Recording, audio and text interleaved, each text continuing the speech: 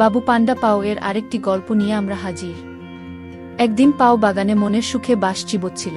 হঠাৎ করে সে পাতার নিচে লুকানো কিছু সোনালি কচি বাঁশ দেখতে পেল। সে তা আগে কখনো দেখেনি। মনে মনে ভাবল নিশ্চয়ই খুব মজার হবে। সে বেশ কিছু কচি বাঁশ তুলে নিল।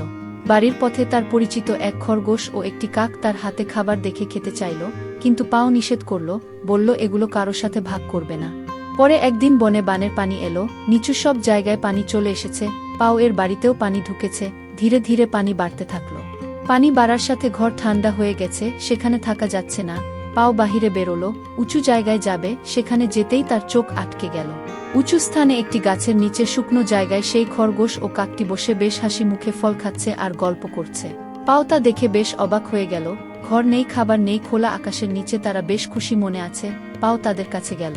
পাওকে দেখে খরগোশটি এগিয়ে এলো। পাও তাকে জিজ্ঞেস করল এই অবস্থায়ও তারা কিভাবে এত সুখী। খরগোশটি বলল তারা নিজেদের মধ্যে খাবারের মতো সুখ দুঃখ ও ভাগ করে নেয়, তাই তাদের ভালো রাখে। তখন পাও ভাগাভাগির আনন্দ বুঝতে দৌড়ে তার জমানো কিছু বাঁশ আর ফল নিয়ে এলো। তাদের কাছে আগের জন্য ক্ষমা চেয়ে তা উপস্থাপন করল। তারাও সানন্দে তার খাবার গ্রহণ করে পাওকে তাদের মধ্যে শামিল করে নিল। পাও সকলের সাথে খাবার ভাগ করে নিল। সে সত্যি সত্যি এক অপরিচিত আনন্দ উপলব্ধি করতে পারল। ভাগাভাগির আনন্দে তারা সবাই উচ্ছ্বাসিত হয়ে উঠল।